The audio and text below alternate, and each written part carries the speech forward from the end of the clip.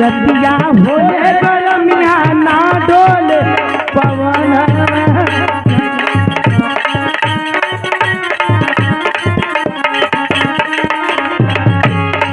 हो पवन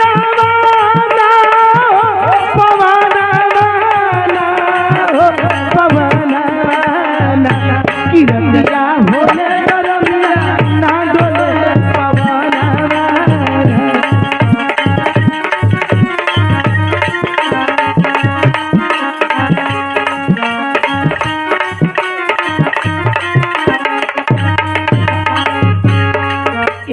गरमी के मारे कन्या छूटेला दुआरे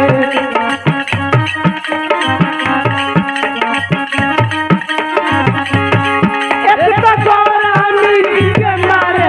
कन्या छूटेला हो दुआरे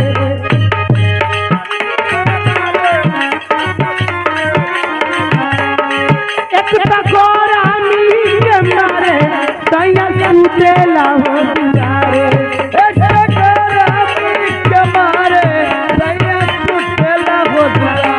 हमके शासन नदिया मारेली मेहना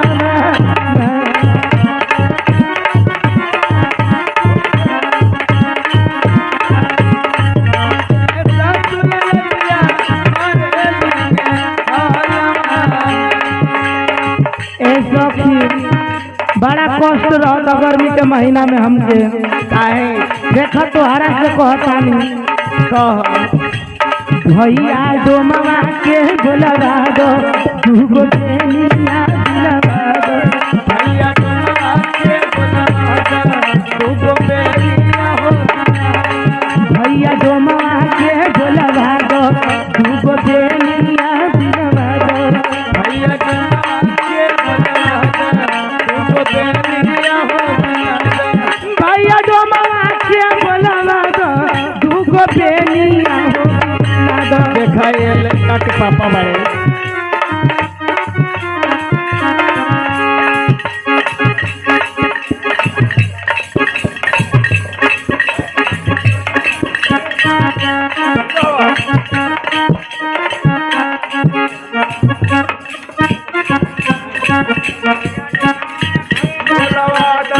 ले जाइए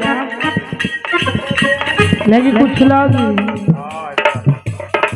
भैया दो मामा के बोलवा दो दूगो बेनिया हो दो आई दू जानी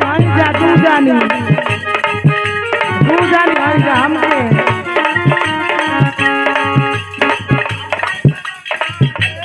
एगो साथी के हूँ कब एगो सारी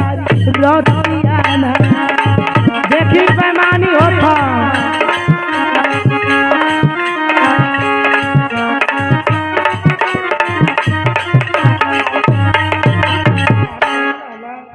ए मलिका आले को दो रोज रोज आवे रोज रोज ना आवे हमरे के आई ले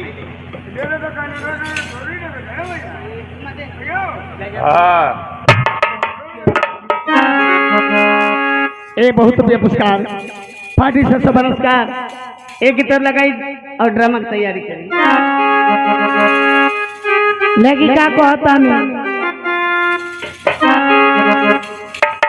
लेकिन क्या कहता नहीं सखी हो अरे सब लोग सूत जाई अरे फतेह नारे अरे अपन दिल जनिया संगे खूब मजा मारे हो अरे यारे यही हम पारे यही हो नदिया किनारे हो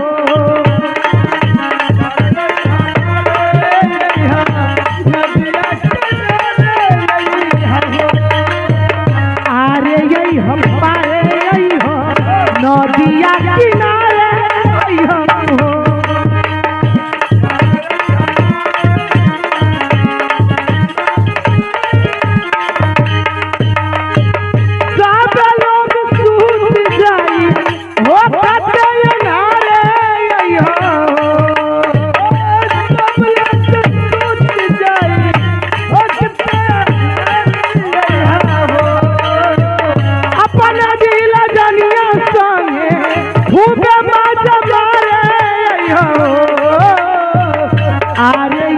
पारे अइहो आरे अइहो पारे अइहो नदिया किनारे अइहो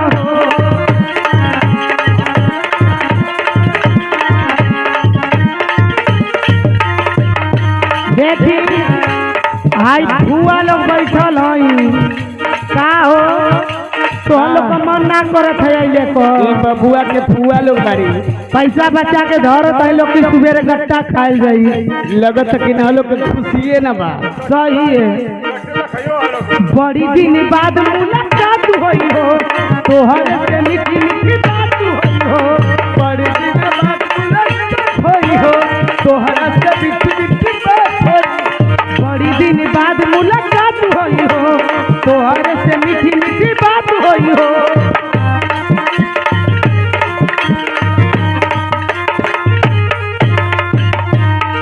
केहू रोई नाही सास भरब लाला